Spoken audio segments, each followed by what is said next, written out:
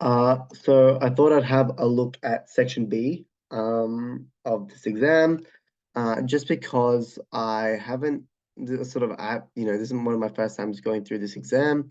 I just to save time, instead of writing out my answers, I'll actually be typing them up just to sort of save time because I know that this is going to be a very long sort of paper. Okay, but obviously the expectation is that yeah, if you guys are doing practice exams online, you do write it up just to get a feel for how it will be in the exam. Okay, but just for the purposes of the walkthrough, I will be typing up my responses.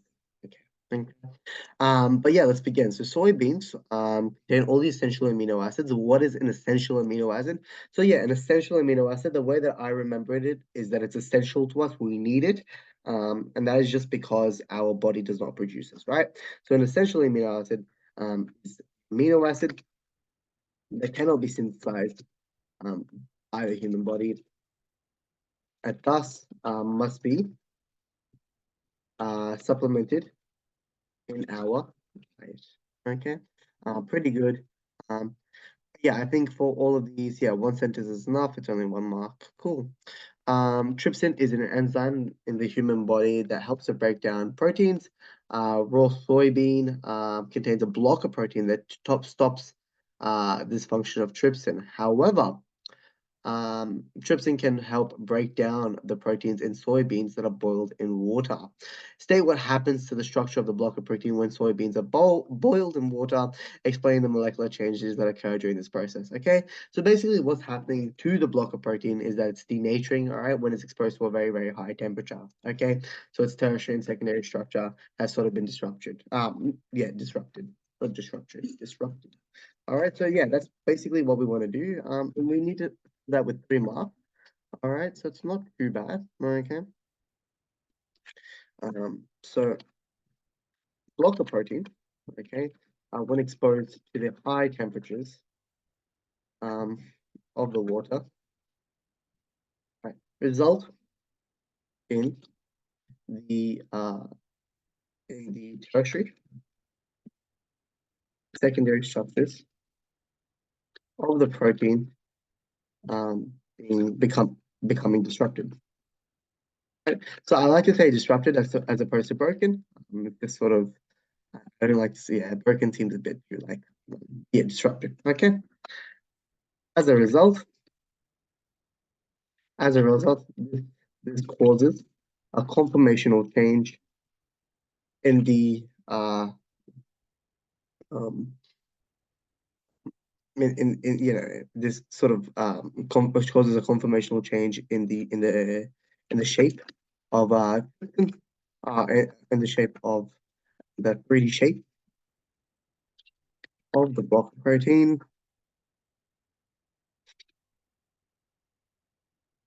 right? Um, which prevents it from being able to effectively bind to trypsin and prevent its function. As such, due due to the denaturation of the block protein when the soybeans are boiled, um, trypsin um, is able to act freely without the hindrance of the block protein. All right, so I was able to sort of I don't know why I started a bit there, but yeah, we can basically see that yeah, there's 3 sort of dot points there. I never really like to write in paragraphs, but yeah, when the blocker protein is basically exposed to the high temperatures of the water, they result in the tertiary and the secondary structures of the protein becoming disrupted. You know, yeah, that's all we really need to say for that. Yeah, as a result, this causes the conflict. But yeah, cool. Soybeans contain vitamin C. State how boiling soybeans in water affects their vitamin C content. Explain your answer with structure with reference to the structure of vitamin C. So it's 2 marks. Again, not too bad. Okay, so all we need to say is that vitamin C. This is something that I just remember.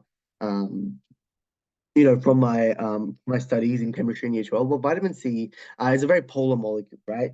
So vitamin C doesn't stay in our body for very long.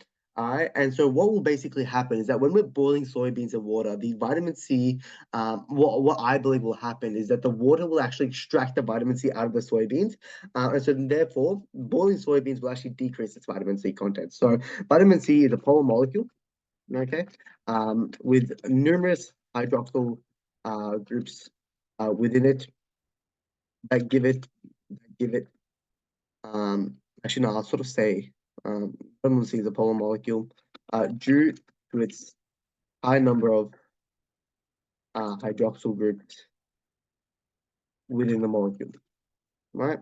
Polar due to its due to having a high number of hydroxyl groups. As a result, due to the like attracts like rule, the rule when soybeans are boiled, the water will attract the vitamin C and extract it from from the soybean, thus decreasing its vitamin C content. All right. So yeah, that's pretty much all you had to do. I've sort of referenced uh the structure of vitamin C, and then I've also talked about how yeah, the vitamin C would sort of be extracted from the soybeans, thus decreasing its vitamin C content. All right. The nutrition content of a ripe banana is shown in the table below. Use the information in the table to calculate the energy content of the ripe banana in kilojoules per gram. All right, so this is not too bad. We just need to use, I think this was 37, this was 17. No, this was 37, this is 16. I'm going to quickly check. So if we go down to the study design, not the study design, but the all right, so 37, 17, 16. Okay. There's quite a bit to go through, so we need to just hurry up slightly.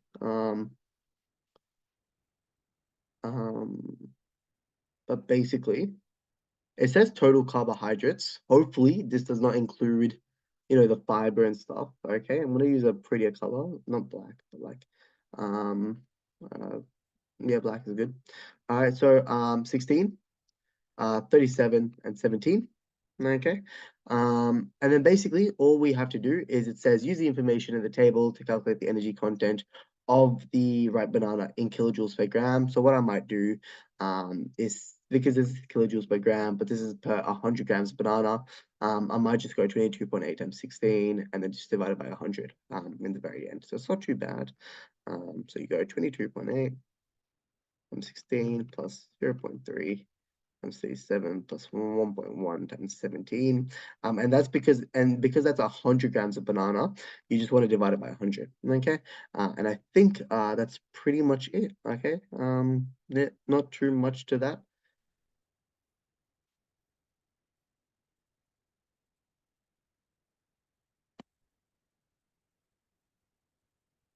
All right.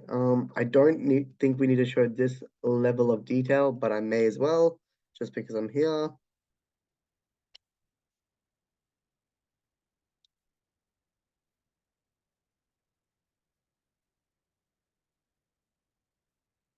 All right, so that plus 11.1 plus 364.8, all right, 394 plus 3 divided by 100. All right, so if I did everything right, I should have gotten, now it's three significant, or could be two significant figures, and it's about 3.9, okay? So it'll be 3.9 kilojoules per gram, which is pretty insane.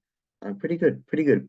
All right, right balance equation for respiration, pretty easy. All right, so our main source of sort of energy is glucose, and then it's obviously 6 CO2, 6 waters. I don't think we need states, but that's okay. Cool. Yeah, and so that is something that you just memorize. It's pretty yeah, it's pretty okay. Okay, sucrose is one of the chemical substances that make ripe bananas taste sweet. Aspartame is an ester used as an artificial sweetener. Draw the structural formula of the smallest product formed when aspartame is hydrolyzed. I think they actually have the structural form of aspartame, and I just kind of want to show you the three products. Okay, so this is aspartame. Okay, now basically what we can see here, is yeah, I think yeah, the breaks found are here. So it's made up of two amino acids and then a methanol, okay, to the best of my understanding. So there should be another break there, which kind of makes sense, right? Um, if yeah, if that kind of yeah, because then that's the C, that's the H, okay. But yeah, so it's not too bad, okay. But yeah, so yeah, that's one amino acid. Okay. That's the other amino acid, I'm pretty sure. And then that's the methanol. Okay. So that is the smallest, um, that is the smallest sort of product. Okay. Cool. So it's not too bad.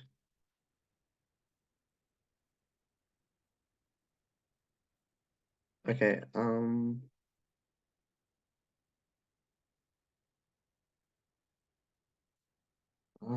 cool. Compare the energy content per gram and glycemic index of aspartame and sucrose.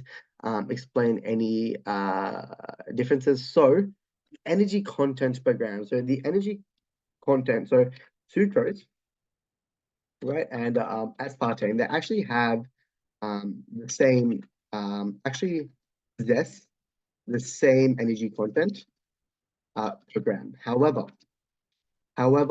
aspartame is about 200 times sweeter than sucrose. As such, a larger a larger amount of sucrose is typically required. A larger amount of sucrose is typically required to reach the level of sweetness, to reach the same level of sweetness as aspartame. Okay. So that is sort of where the main differences come about, right? And then obviously, as we can see above, glycemic index. So glycemic index, okay, based is based on how foods containing carbohydrates affect blood sugar level. However, since aspartame does not hydrolyze into glucose, does not have uh, a glycemic index as compared to sucrose, which hydrolyzes to form fructose and glucose, and is considered a simple sugar, and thus would have a relatively high yield. Okay, that is sort of a long uh, that is a sort of long a response. However, I think maybe I could merge those two and then have this one be the same, and then have this one have two dot points. I don't really know, but hopefully that makes sense. Yeah, a bit too much information with glycemic index. Maybe I wouldn't have done that much, but that's okay. Okay. Cool. The fatty acids found in a ripe banana include lauric acid, linoleic acid, and linolenic acid. Which of these fatty acids would most readily undergo oxidative acidity? So it's 3 marks. So I would probably, I'd probably say I'd probably choose one. So that's 1 mark for choosing one of the three acids. Another mark for just explaining the general trend as to like which fatty acids are most susceptible to undergoing oxidative acidity, and then why that acid is the most likely. So we've got lauric acid, linoleic acid, and linolenic acid. So lauric acid, linoleic, and linolenic. So basically, as we know, the more double bonds an acid has, the more susceptible it is to oxidative acidity. So out of lauric, linoleic, and linolenic, we can see that linolenic has 3, double bonds. This only has 2 double bonds, and this is a saturated fatty acid. Okay, hopefully you guys can see that, which is why linolenic would be the most susceptible to oxidative rancidity. All right, so that's the main sort of point that I really want to get across. Cool. So it would be linolenic acid, fatty acids, most susceptible to oxidative rancidity are those with the highest degree of unsaturation. Linolenic acid has 3 double bonds in its structure, as opposed to 2 in linoleic and 0 in lauric acid, thus making it the most unsaturated and thus most willing, not most willing, but most susceptible to reactions with oxygen. Okay. So hopefully that makes sense. Okay. I tried to keep it short just because we've only been given 3 lines, but hopefully that makes sense. Okay. Write the molecular form of the triglyceride made from 3 lauric acid molecules. I'm not gonna lie, I kind of forgot what lauric acid looked like. So lauric acid, where is that? Lauric acid, lauric acid, lauric acid. Okay, lauric acid, C11H23COH, right? Okay, so I'm gonna just write that down. Oh, it's quite a lot to do today. It's okay. So C11, C11, C11H23, COH, right? So the general formula of a triglyceride, it looks something like this, right? I'm gonna sort of erase these. Okay, so there's probably a better way to do this, but I'm just gonna do it this way, right? Just because I just find it pretty. I don't know. I think if I write out the structural formula, it just becomes easier for me, right? So we got this, and this. And then basically that R1 is just referring to that, right? So all of these will just be C11H23, C11H23, and C11H23, right? Because when it forms these bonds with the glycerol backbone, okay, this COOH is dedicated towards making this sort of ester bond. So we just have the C11H23 there, okay? And now it's pretty easy. Now we can just count up the carbons. So what 11, 12, 13, 14, 15. 11, 12, 13, 14, 15. What, we got 6 carbons here, 33 carbons here. So we got 33. So what? C, 33 plus, oh my God, what am I doing? 39. Then we got what? 23 times 3, which is 9, 6 plus 3, 5, which is 74. So H74. And then 06. I'm pretty happy with that. I might come back to this because I might have done something wrong, but hopefully not.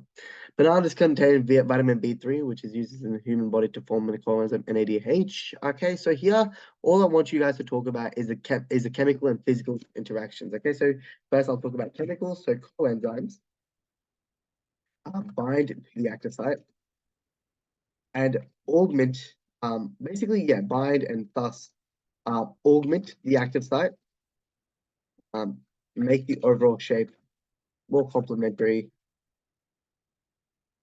to the substrate, thus aiding in the enzyme catalyze reaction. Okay, so that's the physical thing that it does. I can show you sort of a diagram later if we have time. But basically what happens, right? Actually, no, I'll show you later. And then also what it does is coenzymes also act as intermediate carriers of electrons, hydrogen electrons, and hydrogen ions, such as NADH, which can also chemically aid the reaction. Okay, so when it comes to these coenzyme questions, okay, it's really important that you both have that you basically have a one sentence to explain what it physically does, and then a sentence what it does for what it does chemically. Okay. Cool. Your propane, all this stuff. All right. Okay. Propane can react with hydrochloric acid to form 1-chloropropane. Name the type of reaction that forms 1-chloropropane, because so propene is an unsaturated molecule, and then all of HCl basically comes onto the propene to form 1-chloropropane. So it'll just be an addition reaction. Okay. The main giveaway is the fact that yeah, propene's an unsaturated molecule. Okay. Pretty easy. 1-chloropropane reacts with ammonia to produce compound Q. Write the balance equation for the reaction that produces compound Q from 1-chloropropane. States are not required. Phew. Um, Great work. So propane C3H8. However, we've got one chloride there. So it'll be C3H7Cl because one of the hydrogens have been replaced with a chlorine. Then we've basically been reacted with ammonia. Okay. Now ammonia is made up of H and NH2, right? So it's going to become in a substitution reaction, basically, it's going to become an amine, right? And it'll swap out with the chlorine, right? So if I could sort of show you structurally, it'll be what CC, and then we've got a Cl here, and then basically, right? Well, NH3, and that's NH2 and H, okay? And that are going to switch, right? And that's what we call a substitution reaction, okay? So it's not too bad. We got C3, H7, NH2, and then HCl, right? Because that leftover H bonds with the Cl. And that's pretty much it. I'm thinking, do I want to combine the H's? I may as well. So it's 9 H's now, okay? So it's 9 H's and then one N.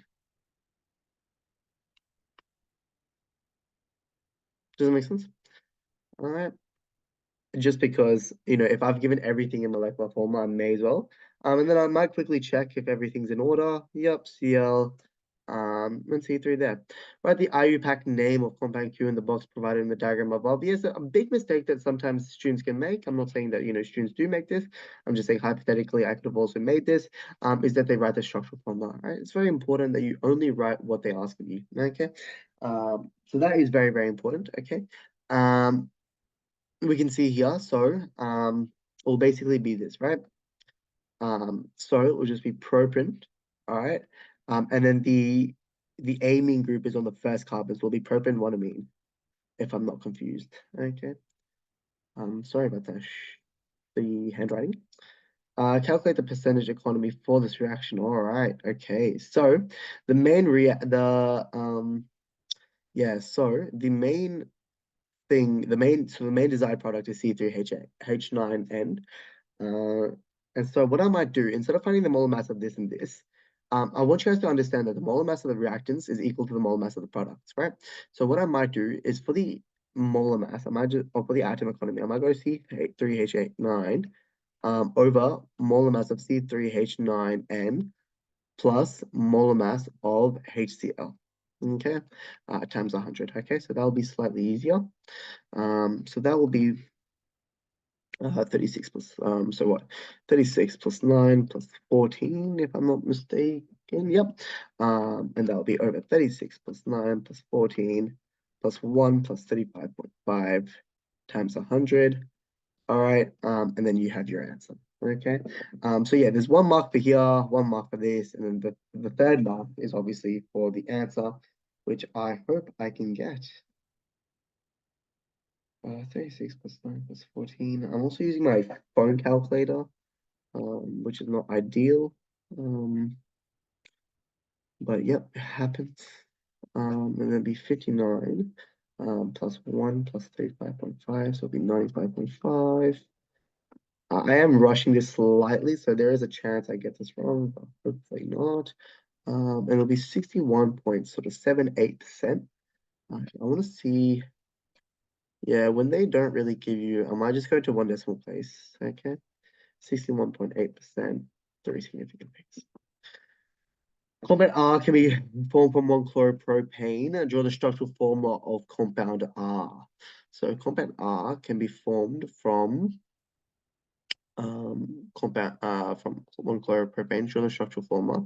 So yeah, again, this is a substitution reaction where the OH is going to swap out with the chlorine. So it's going to form propane 1-ol. Not too bad. Okay, so propane 1-ol. All right,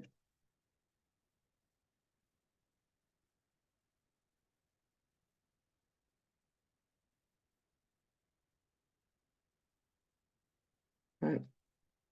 Format can react to form propanoic acid. Identify the reagents required for this reaction. Yeah, so I might put both the so yeah, I might say acidified dichromate ions, just because I don't really know what form they wanted it, and then in brackets just be like this. Okay, so it's really important that you add the um, okay, you add the acidified. Okay, that is really, really important, right? Because when the oxidation is occurring, you'll see that H plus ions are required, right? We need to, yeah, we need to show that it's in that environment. Okay, I'll draw the skeletal form of propanoate. Okay, not too bad. What I might do is what I recommend that you guys do is that you write it down in pencil, the structural formula, all right, and then you draw the skeletal formula from that. I think it makes life so much easier. But that's just me. You guys are free to do whatever you like. Cool. So, it's gonna go like this, O, O, boom, boom, boom. I think that's good. Um, yeah, so you got C, C, and then C, C, C. Yeah. So, you got a C there, C there, C there. So there's three C's there as part of the acid, and a C, and a C. Okay. So the whole idea, behind, uh, yeah, behind, behind, escalator formulas is that you don't show the carbon. Okay. When you're forming esters, it's a condensation reaction, so you form water as well, as a byproduct. Nickel hydrogen cells are rechargeable, so they're probably secondary cells. Um, okay, so this one has a higher reduction potential, so this one's going to go this way. And this one's going to go this way during discharge. Okay, identify the oxidizing agent of the nickel hydrogen cell during discharge. Justify your answer using oxidation numbers. So the oxidizing agent undergoes reduction. Okay, so so it undergoes reduction. So I'd probably be inclined to say that it's this one. So I might just say, yeah, it's Ni or H. Okay, and then I will just show that, okay, in Ni or H, we got what? X minus 2 plus 1 equals a 0. So it's X minus 4 plus 1 equals a 0. All right, I really want to go into detail with this. Just because, yeah, I really want to show that, yeah, I'm thinking about this. So therefore, there oh, actually, maybe I'll show it here. Um, so yeah, so therefore, um, Ni is plus 3, right? And then when it reaches Ni or H2, hopefully it kind of makes sense. This is X equals to plus 2. So therefore, Ni is plus 2, right? I don't really think I've shown it properly, but I think I've gone into just I've just used up too much space. So I'm gonna try to streamline this a bit more. Otherwise, I'm not gonna have enough space left. All right. So, um, Ni or H is what? X minus 4 plus 1 equals 0. So therefore, X is 1 minus 4 is minus 3, so it's plus 3. Okay. Um, good. So therefore, Ni is plus 3. Then we also got Ni or H2, and that's X minus 2 equals to 0. So therefore, X is plus 2. All right, so therefore, Ni is plus 2. Since um, Ni is plus 3 to plus 2, it is gaining an electron, and thus reduction, uh, and thus oxidizing agent. Okay, so I know there was a bit too much for that, but hopefully that's enough working out. Okay. Identify a suitable material for the negative electrode of a nickel hydrogen cell. Um, okay.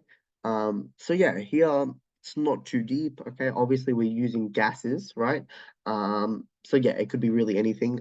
Normally we go for platinum.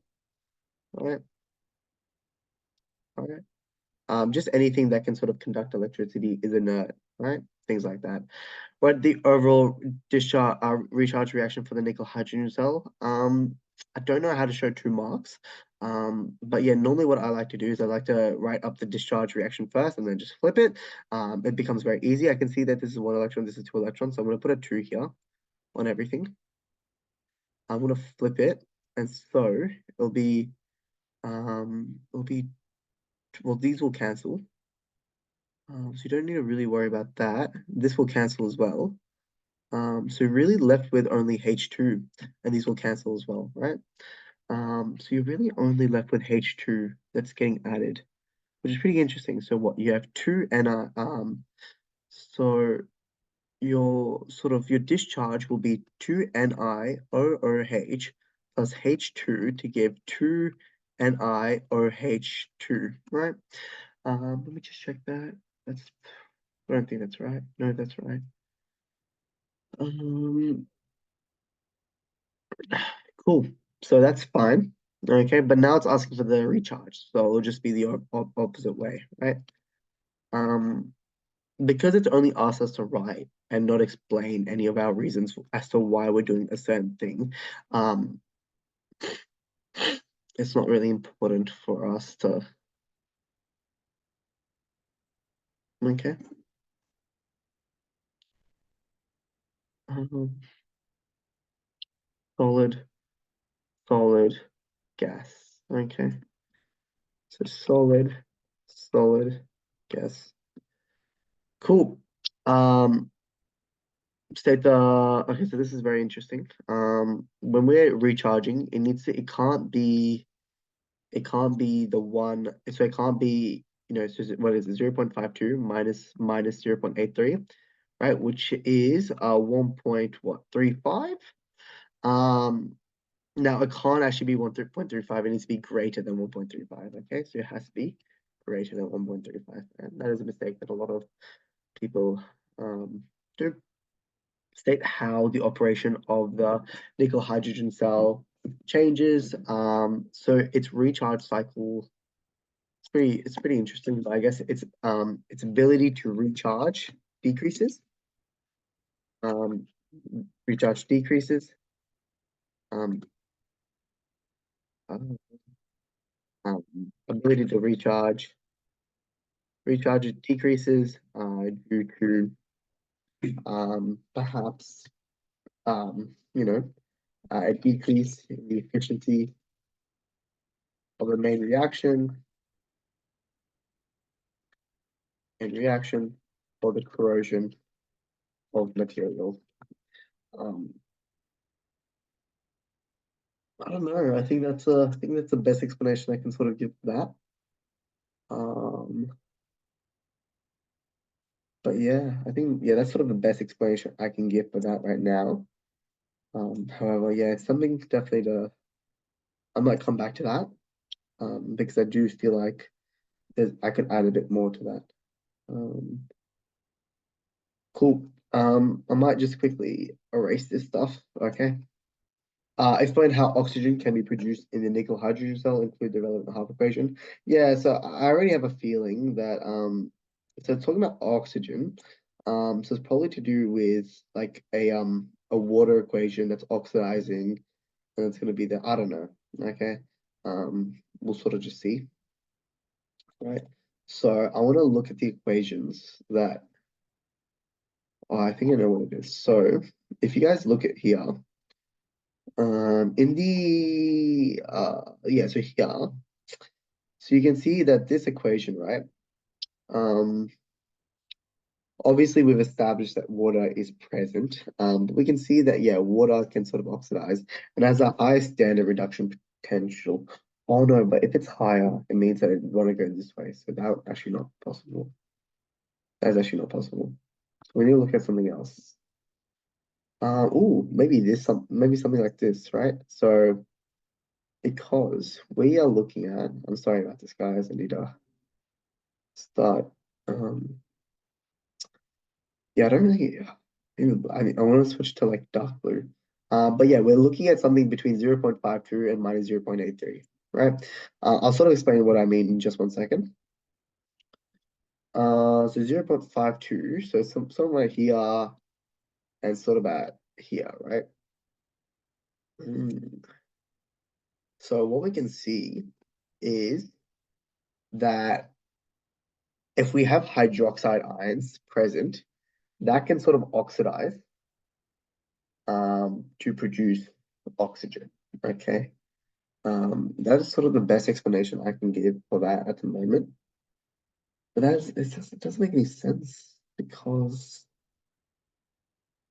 I don't know.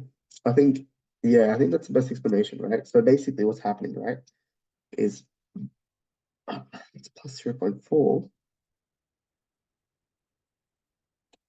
So basically what's happening,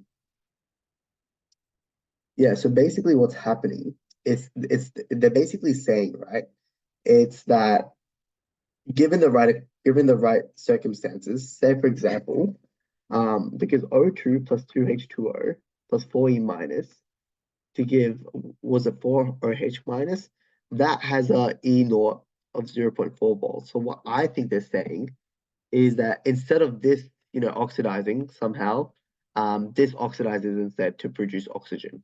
But that wouldn't really make sense because it's minus 0.83, so it's not a stronger reductant. So I'm just gonna have a quick check again. But I guess it's yeah. See that's not actually yeah. So I think that is what it's saying. So it can't be higher because then O2 would be giving water. But yeah, I think that's what it's saying. If not, then I don't actually know, to be honest.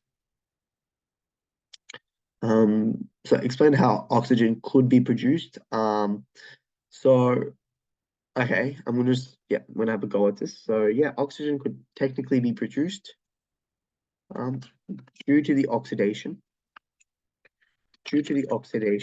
of hydroxide ions form um form oxygen and water molecules. So we can see, uh, I might just justify saying that, well, O2 plus, what was it, 2H2O, 4E minus, 4OH minus, E or is 0.4. That's right. I might quickly just mention, sorry. So yeah, I might quickly just mention,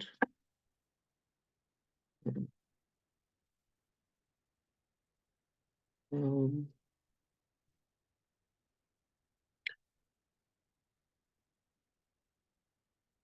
alrighty. So yeah, I might just quickly mention that, yeah,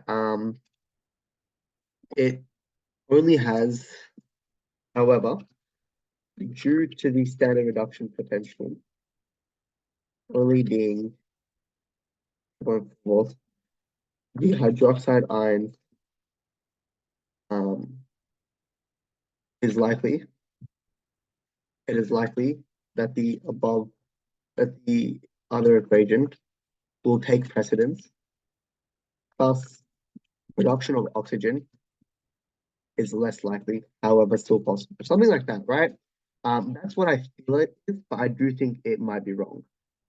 So please, yeah, please fact check me in the thing. But yeah, that's what I mean. Because if the equation is in the middle, right, we still want the strongest oxidant and the strongest reductant reacting with each other. So it'll still be this and this and this, right? Which is why it sort of doesn't make sense to me. But yeah, I think that's my sort of best go at it. Explain why the production of oxygen does not present a problem for the operation of the nickel hydrogen cell. Do not refer to safety considerations in your answer. So why does the production of oxygen in the cell not present a problem? It's a good question. I don't really know why though.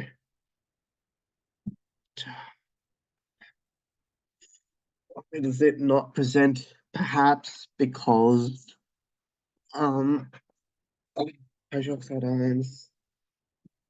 Oh, is it because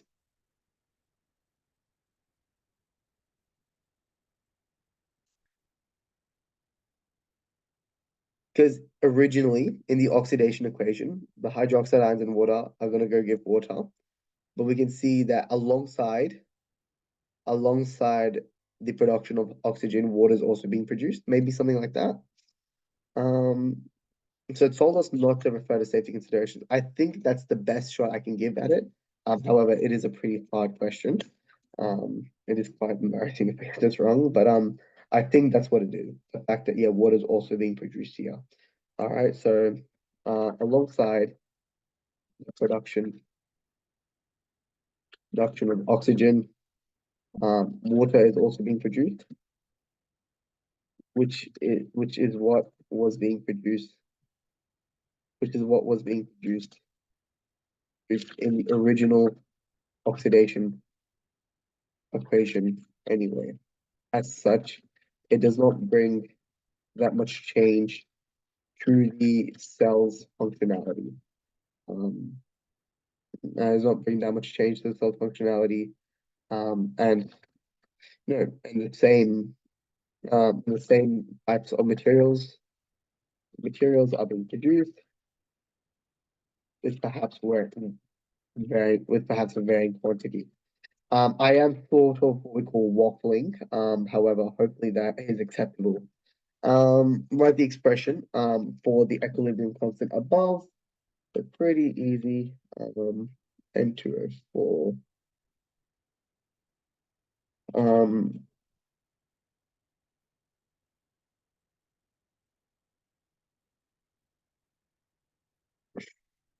okay.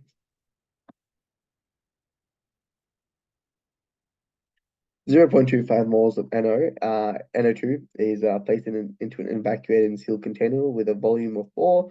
The reaction proceeds. Equilibrium does 1.49. I think this is asking for ice, the ice table. So let us entertain. What is it? 2 NO2. Now, my way might be different from your way, but at the end of the day, we all hopefully should get the same answer, right? So at the end, we were given 1.49 times 10 to the negative 2. So the change was from 149 to the 10 to the negative 2. So that's what 0.0149. I probably should get a scientific calculator soon, but for now, I'm gonna have to do with my trusty phone calculator. And so 0.0149 divided by times by 2, sorry. Um, um, so 0.0298, and since the reactant is going to be decreasing, it's 0.25 minus 0.0298, which is 0.2202. I don't know. Yeah, I think that's okay. Uh, cool. The volume was 4 liters. So the concentration would be 0.05555, 0.0149 divided by 4 is 0.003725. Again, apologies for the way it's sort of set out. And I'm not using significant fingers, it's just because, yeah, again,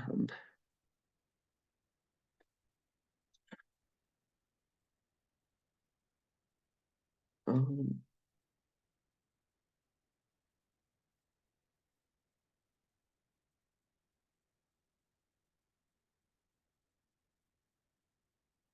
hopefully that's okay.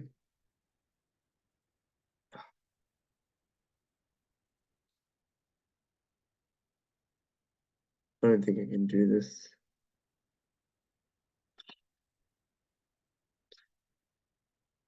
Um,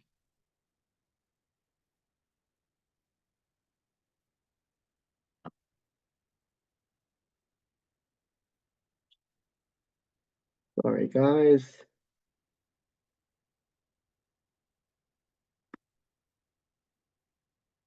This is not ideal, but we moved.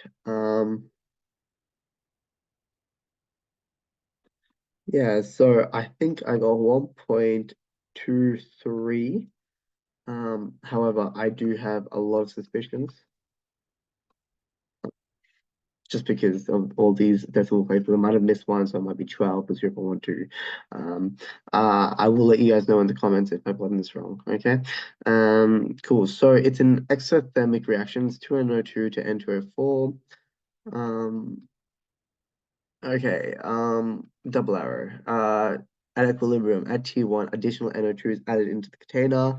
Cool. And then the system reestablishes at equilibrium. So I'm going to put a dotted line there.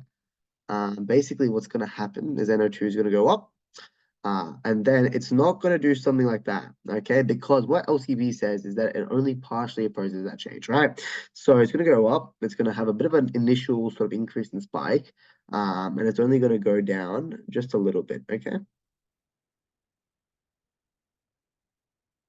Okay, and we got to show that it keeps decreasing until um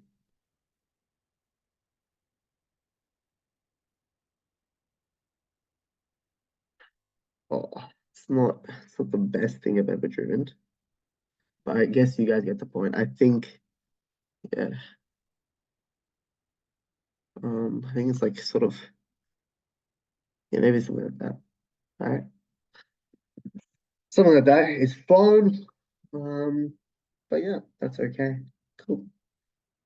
Hopefully that all makes sense, guys. So it's not too bad. Okay, the non-cyclic. Um, what does the spectrum indicate about one other non-CH functional group that is in the compound? We can see here. So this definitely looks like an iconic alcohol.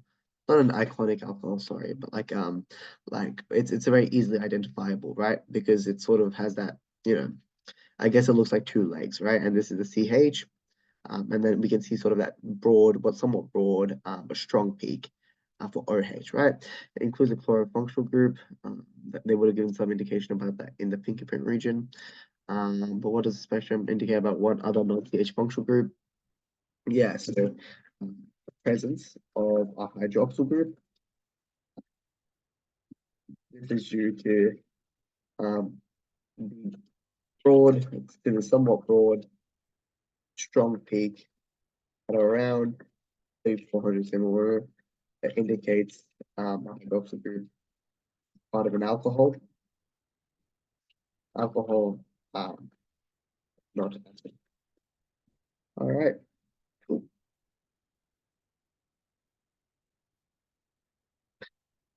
Give the MZ of the base peak. So the MZ seems to be 45. Good. The peaks with the height and the values are at 94, 96. So this question comes up so many times. Okay. The reason for this is because of the chlorine isotopes. Okay. So the the such MZ values refer to the molecular ions of the compound, overall molar mass, and differ in such a way due to presence of isotopes. In particular, due to the due to the the 5Cl and 37Cl isotope that result in the molecular ion peaks differing by two. All right, you can sort of give him a bit of this. Okay, something like that. I think is completely fine. Okay. Give one piece of information from the table, explain how it relates. There's four distinct peaks. Um, yeah, so I could probably say that, yeah, I'm going to identify it for the chemical shift at 1.3 ppm. with a relative peak area of 3, indicating that there is 3 hydrogens in that environment. This relates to normally the initial peak, since there's 3 hydrogens, it's 1.3. I don't even have to check. It's most likely referring to the RCH3 group. Okay, so this refers to the maybe refers to the RCH3 group, um, indicating its presence within the molecular structure of the compound. Okay, I think I could have, I could have sort of added a bit more, but I think that's okay for 2 marks, right? Draw the structural formula that consists of the H&MR mass spectrum and the IR spectrum. Your structure must contain 1 chlorine atom and no high nitrogen atoms. We sort of identified there was an alcohol, right? So there's likely it's going to be 1 oxygen atom. We don't know how many carbons there are, but we do know how many hydrogens there are. Why? Because we can count up the relative peak area.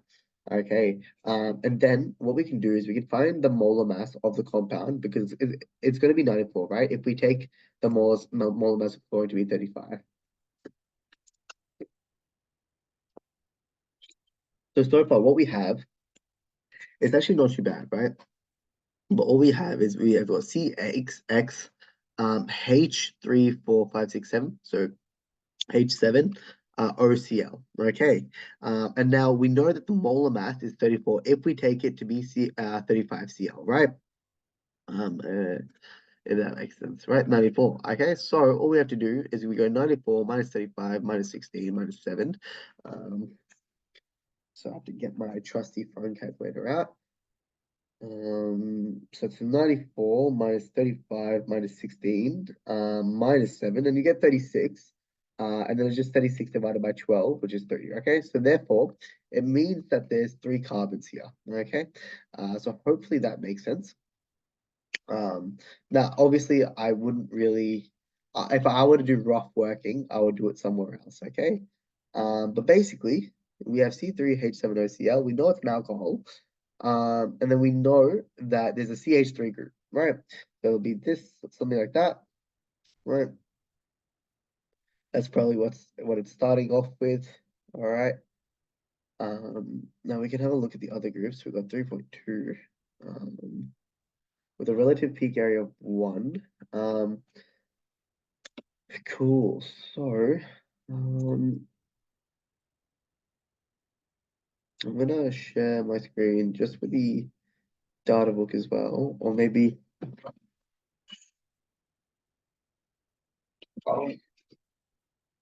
maybe so 3.2 is indicating at a 1. So there's a chemical shift at 3.2 ppm, and that's only 1 hydrogen. 3.2, and it's only 1 hydrogen. So it could be something like this, to be honest. Like a CH2OH, like a CHOH. And then it's connected to something else, maybe. Yeah, so something like that. I think could be something. I think that's probably the best. Probably because there's only 1 hydrogen, it's 3.2. Likely not going to be this. 3.2. Yeah, again, it's only 1 hydrogen, So it probably is this. Okay, I'm pretty confident in that.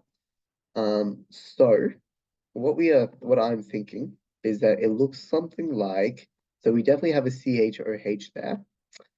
That 4.0 is likely going towards the OH. Okay, that's like the H there, which is the 1 hydrogen.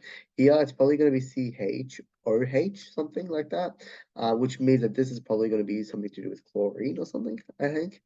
But that would make sense because we have 2 hydrogens for the 3.5. So what I am thinking is that it looks something like this. Now I'm gonna check this because I do have my doubts, but I think it's something like that. And the chlorine should be on there, right? Because we've got 1 environment with 3 hydrogens. So we've got 1 environment with 3 hydrogens. We've got 1 environment with 2 hydrogens. So we've got 1 environment with 2 hydrogens. And then you got one environment with one hydrogen, which is here, and then another environment with only one hydrogen, which is here.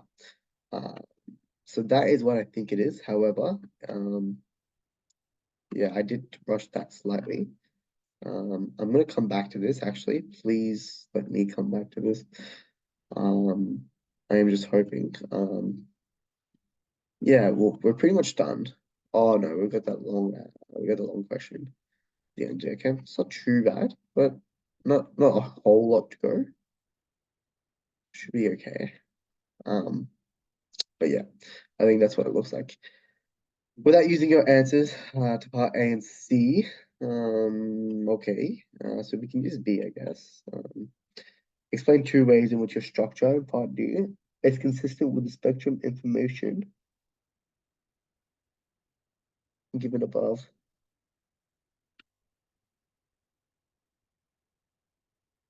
Two ways. So we can say that the above um the above spectrum, the above information indicates there are four environments. That there are four environments um in the molecule to which our molecule supports. Okay. Um to which our molecule not support, but is consistent with okay, we can even name it what one chloro propan one ol. Right. Um, so yeah. Um,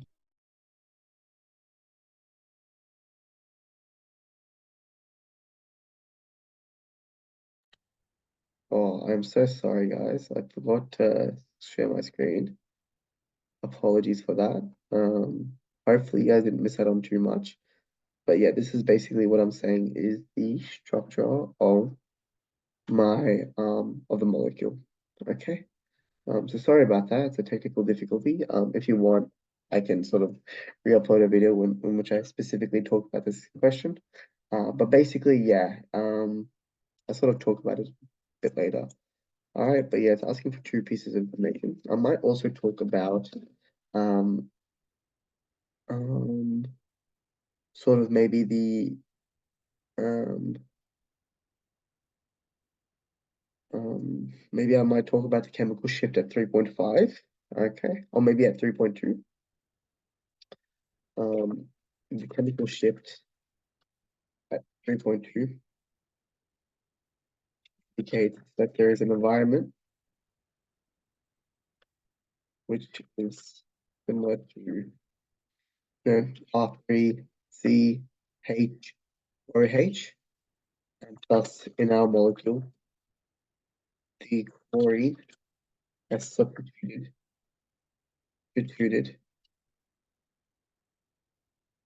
the R group. All right, so yeah, um, cool, not too bad, pretty easy. All right, thus bring that particular the fact that particular environment we have one of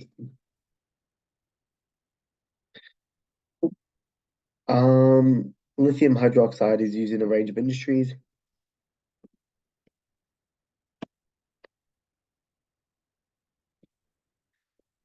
We've got concentrated solutions.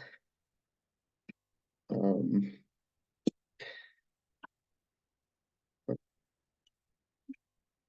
okay.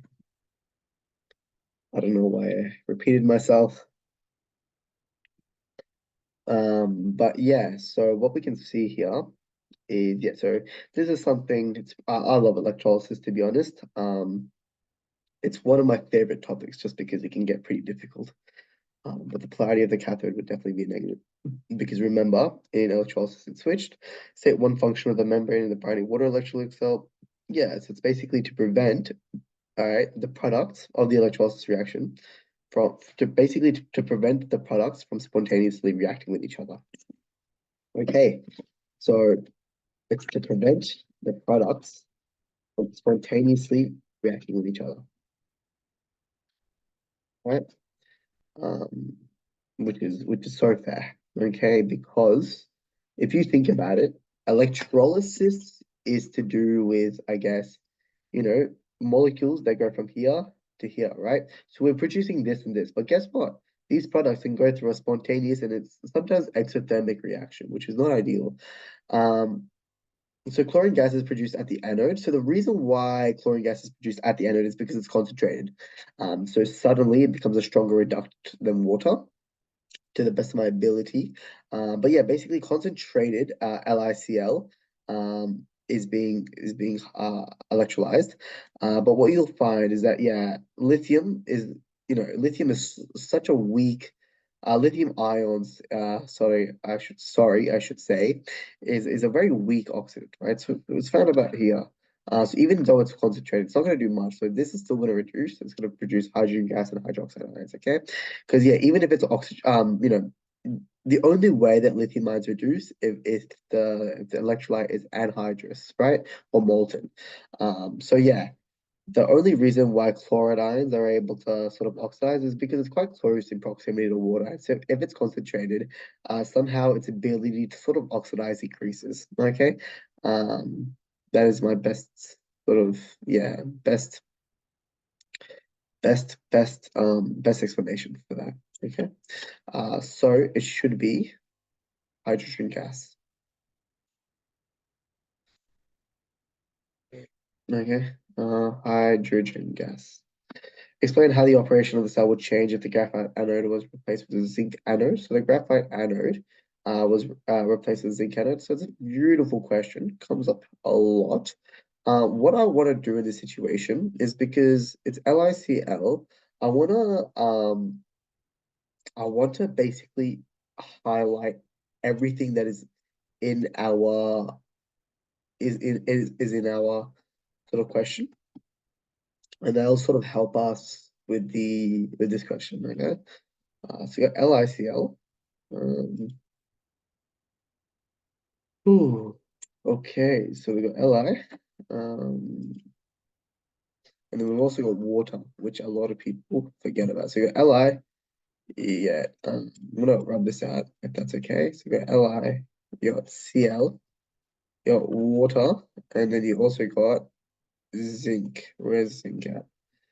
Ooh, zinc is all the way here. And then this is the water. So what suddenly happens, and I'm hoping you guys can see this, is that zinc is replaced at the anode. Then suddenly zinc has actually become the strongest oxidant. No, sorry, reductant, and therefore will preferentially oxidize, right? Because we go down this way and up this way, right? So we're looking at the ones, so basically the ones that are going to be reacting is this and this. Does that make sense? So hopefully that makes sense. And sort of we just need to write 3 marks worth of stuff for that, okay? Um, it's really good to use, like the buzzwords here. Yeah, so how with the operation of the cell, yep, so uh at the anode, the graphite is inert and does not participate um in the chemical equation. Okay. However, if it were replaced with zinc, then zinc would become the strongest reductant within the system, stronger than stronger than 4SCl minus and water, and thus would preferentially oxidize, produce produce to produce Zn2 plus elements, right? Um, Now I'd probably want to go a bit deeper with this, just because yeah, you really want to sort of highlight what exactly is going on, right? Um, but yeah, what we can see is yeah, that's pretty interesting. But basically what's happening is it's the chloride ion. So yeah, so basically what's happening is H2 and OH minuses ions are being produced. And then obviously we've got Li plus ions that are sticking around, but they're not going to get reduced. So that's why Li and OH sort of get combined. And then yeah, 2Cl minus. So this is what should happen, but this doesn't happen. And then now suddenly Zn2 plus ions are gonna be produced. I'm just trying to think, is there anything important that I did miss? Not really. So the last one that I'd write is just this. I might write, that zinc solid will go to give zinc 2 plus aqueous plus 2 electrons, right? Uh, and then we know that, yeah, and then we know that, 2H2O plus 2E minus is what? H2 plus 2O H minus to the best of my ability, right?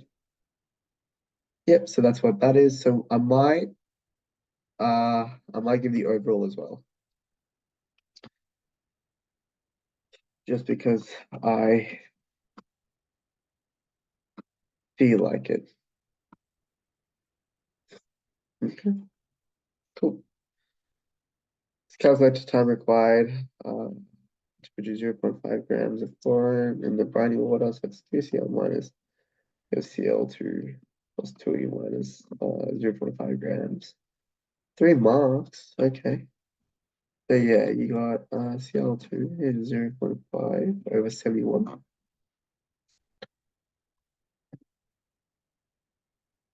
Hard calculator is not gonna like this.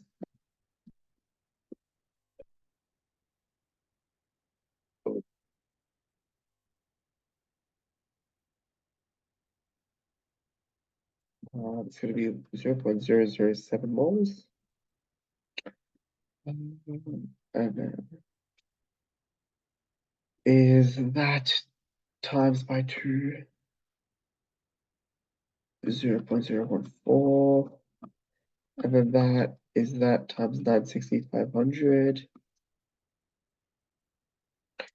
which is 1359. 15C. And then it's just gonna be, yeah, 1359 or 15. Divided by 0.895. Now it's asking for in seconds, so that's pretty easy. Divided by 0.895. Perfect. And you should get 1518 seconds. Now I did ask in seconds, so and it's three significant figures. So it's 1.52 times 10 to the power of 3 seconds. Again, I'm using my phone calculator, so please do not kill me if it's wrong. Okay. Structure of an alcohol, P2H5OH. Uh,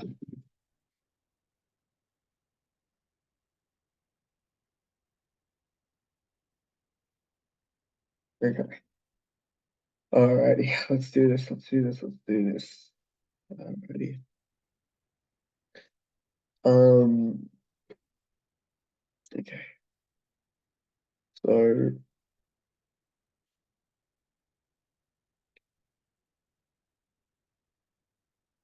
half clean a spirit burner with pure ethanol, and then record the initial mass of the spirit burner. Clamp or clean. Um. Ensure that the aluminum column is 3. Okay. Measure 100 mils. Put the like the string of the instead of the water aluminum can continuously record the ionized temperature.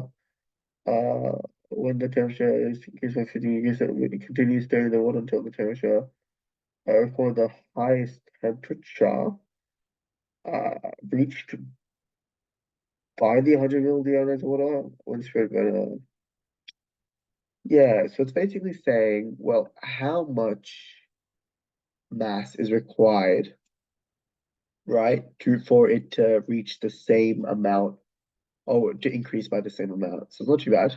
Um, what properties of this variable are linked to the aim? So what the independent variable is the type of alcohol, right? Uh, part of the same homologous series there. What properties of this variable is linked to the aim? So what's the aim? To determine the method of how. So what properties of this variable? To how the structure of an alcohol affect its molar heat of combustion. What properties of the type of alcohol are linked to the aim? I guess the length of the carbon chain, um, which increases by one,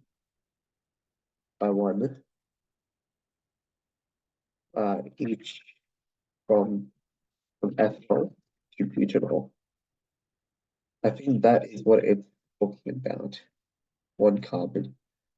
I think that is what it's talking about. Use the results of the table to calculate the experimental heat of combustion of butanol in kilojoules per gram. Okay. Not too bad, not too bad. So you got 38.2. So I might just list down a bunch of values. Just gonna make my life much easier. So 38.2 minus the 23.2. So it's gonna be 15 degrees Celsius, which is good. Mass of fuel used will be 280.556.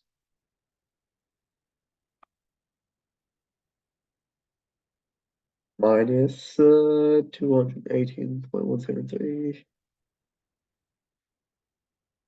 280.556 minus 218.173 and 0.218.6 minus 218.1 218 point, oh my God, 218.556 minus 218.173, 0.383 grams. Okay, so all we have to do is we go Q equals to, now it was 100 mils of deionized water. Now this year they changed the density of water to 1, so I might just go with that. Otherwise, ideally, I would have times it by 0.997, so it'd be 100. Times by 4.18. So this is in joules, by the way. Yeah, so MC and then 15 would be 15 times 4.18 times 100. It's 6,278 joules, which is 6.27 kilojoules. So therefore, it will just be 6.27 divided by 0.83, which is divided by 0.383, which is 16.37. So therefore, it'll be 4 significant figures, maybe. It'll be 16.37 kilojoules per gram. All right, carbon monoxide. Show the formation, pretty easy. All right, so this is an incomplete combustion. Alrighty.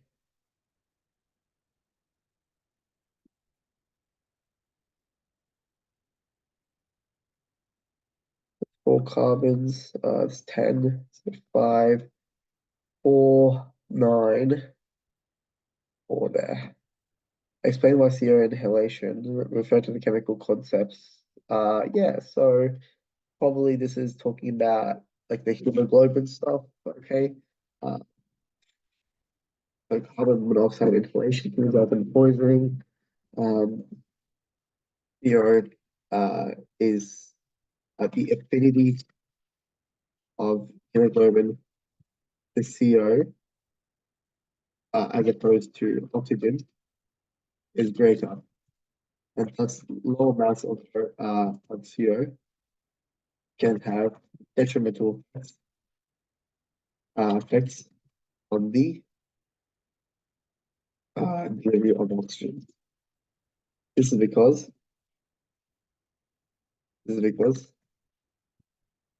less oxyhemo complexes or oxygen like oxyhemo complex complexes are formed.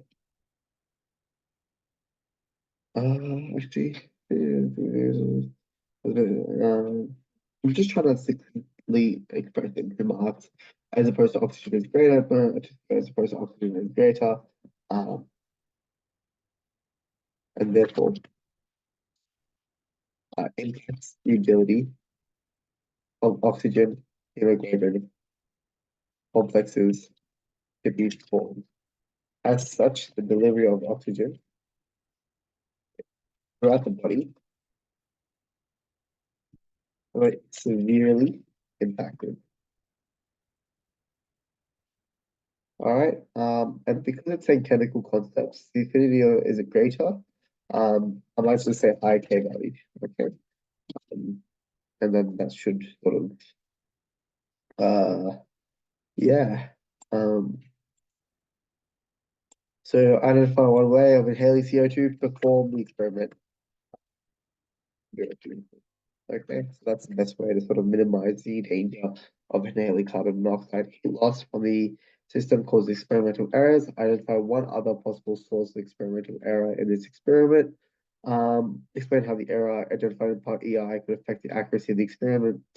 Um, Sick. Okay, so let's have an actual good read of this. So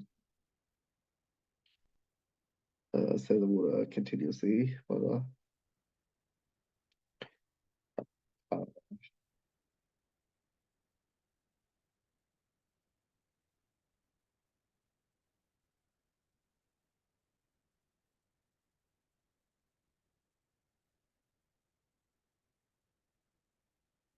yeah,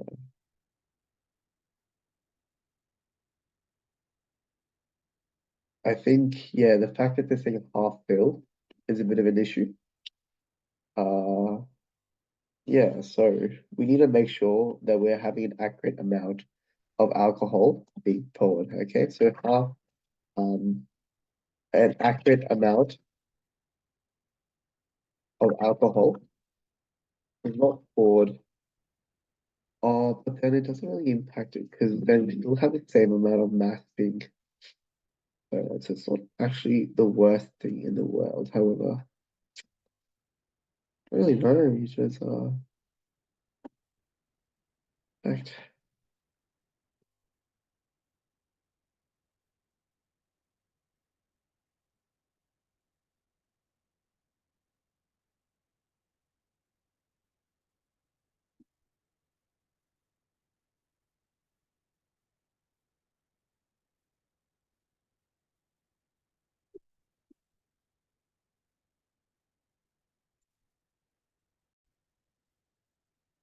Yeah, so I'm thinking, we might not do this. I might just go, the inaccurate readings of the before and after um mass, the inaccurate reading of the mass um of whatever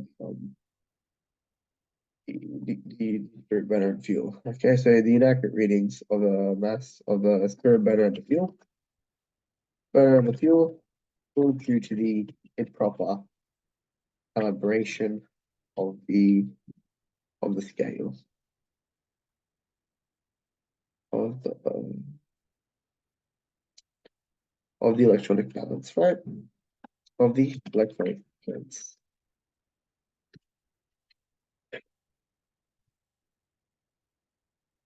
Okay.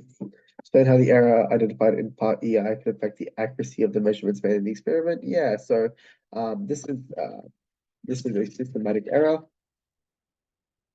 I would overall affect the accuracy of all the measurements um, since the mass change would be subject to an would be subject to the same um or an unpredictable uh unpredictable degree of change. As such, okay, as such, the accuracy, we can sort of talk about how the aim of the experiment will not be to build as uh, aim as such, the experiment would be invalid. as beyond filling gain as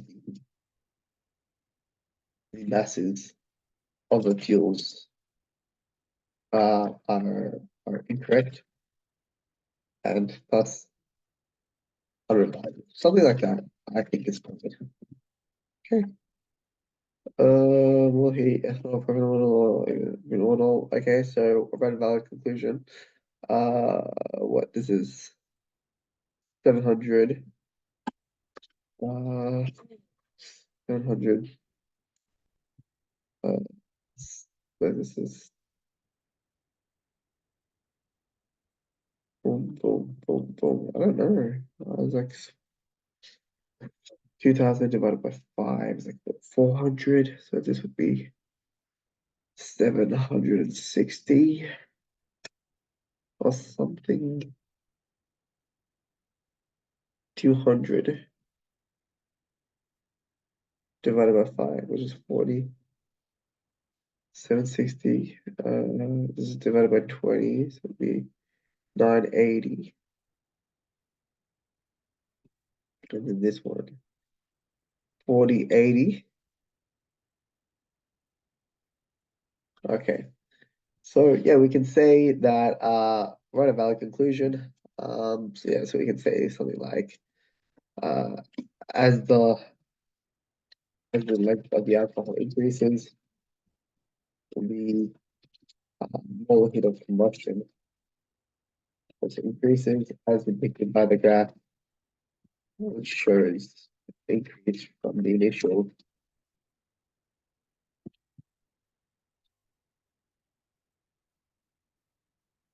to 760 to initial the initial 760 kilojoules per mole to the 1282 1280 kilojoules per mole from the initial from ethanols to butanols.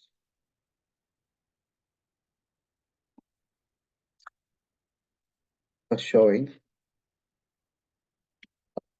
showing a proportional trend if the errors within the experiment, inherent within the experiment,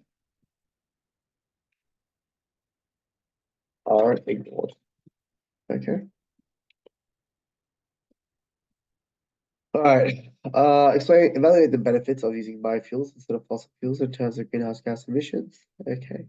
Research suggests that biofuel production may give rise to several undesirable effects. Potential drawbacks include changes to land use patterns that may increase greenhouse gas emissions.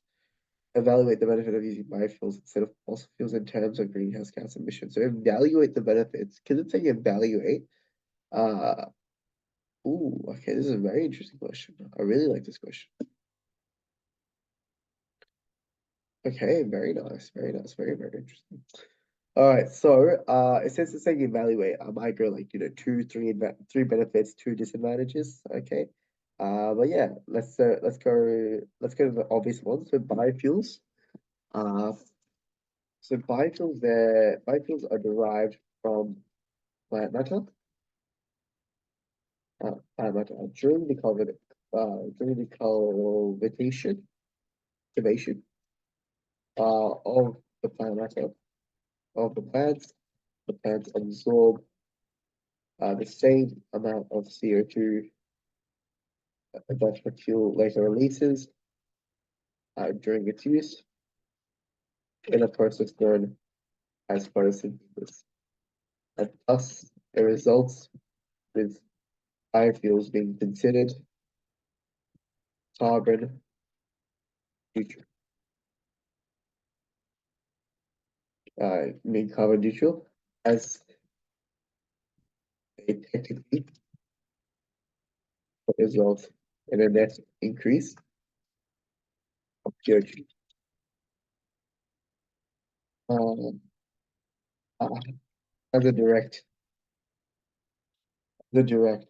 comparison, fossil fuels directly add to CO2 and other greenhouse gas emissions. Yeah, okay, cool. I think that's sort of one mark done. There's sort of other stuff that I want to talk to you about as well. Sort of the land use and stuff as well. But yeah, another thing that I really want to talk about is the fact that, well, fossil fuels often have high sulfur, nitrogen, content, and thus, when burned, release sulfur dioxide and nitrous oxide, nitrogen oxide, NO2 in the atmosphere, which contributes to the enhanced greenhouse gas effect and also an acid rain, both of which are detrimental to our environment. On the other hand,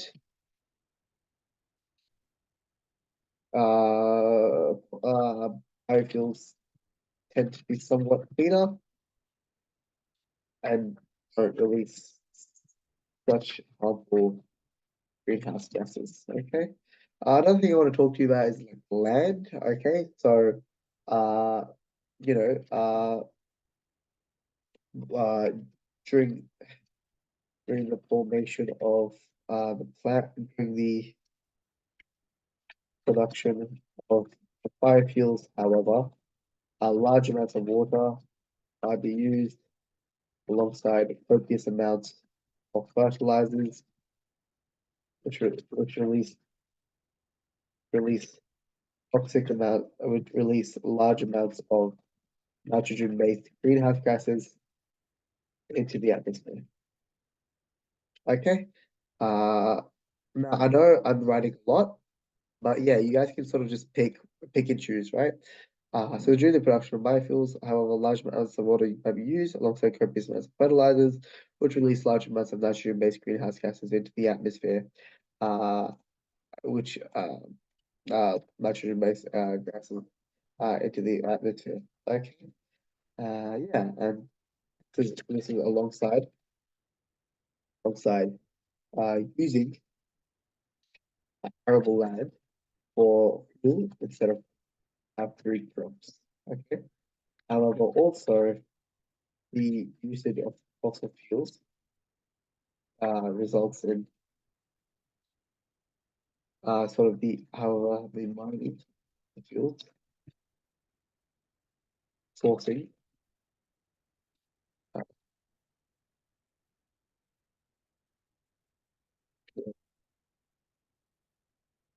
sourcing of fossil fuels does not release many greenhouse gases. However, can often disrupt the soil and ground and cause it can also act off the soil. All right, so I think that's pretty good. I think that's a pretty good approach. All right. We can also as a direct carbon fuels directly add to CO2 and other greenhouse gas emissions.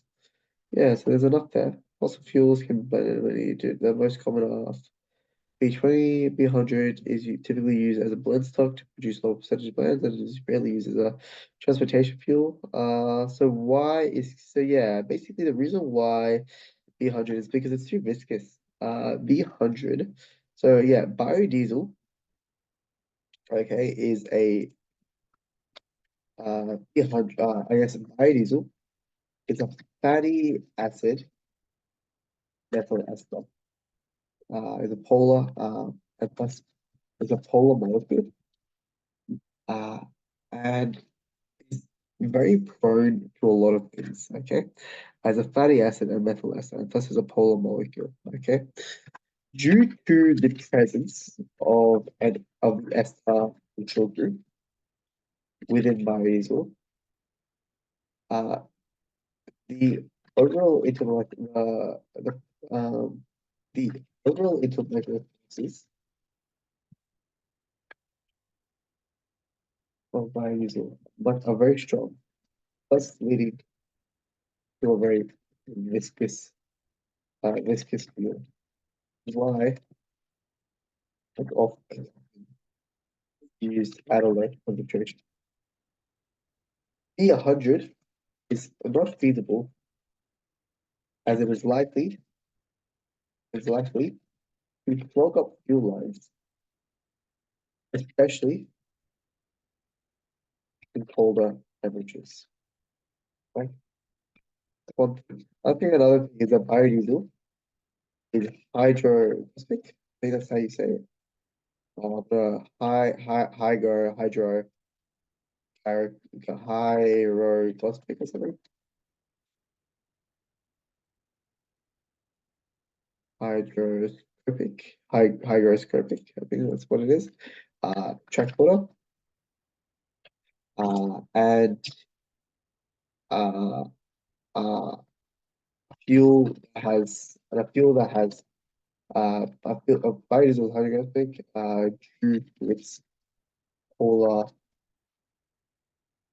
function group, plus a fuel that has 100% a biodiesel is likely to also have a high water content, which contributes to a lower fuel function uh, and a low energy density, which is why it is likely to be used. All right. I think that was sort of a yeah, an explanation. Uh, yeah, I think another thing you want to talk about is just that because of the high water content, it's also more likely to sort of corrode. That's why like you'll see the E100, which is ethanol 100, is not used as well because it's more likely to corrode the fuel pipes. Okay, but yeah, look, sort of did get a bit tired towards the end. But hopefully, that was a pretty decent look at the whole thing. All right. The electrolysis question was fine. I think this was fine as well. I might quickly check this one later on my own time. Um, yeah, that was fine. Yeah, that was fine. That was fine. Yeah, maybe a calculation error there. Yeah, this one was not. I'm gonna have a good look at this one by myself. I'm pretty sure that that's what it was. But yeah. Uh, yeah, I think I'm pretty happy with that. Please let me know if you have any questions, and I will see you guys later.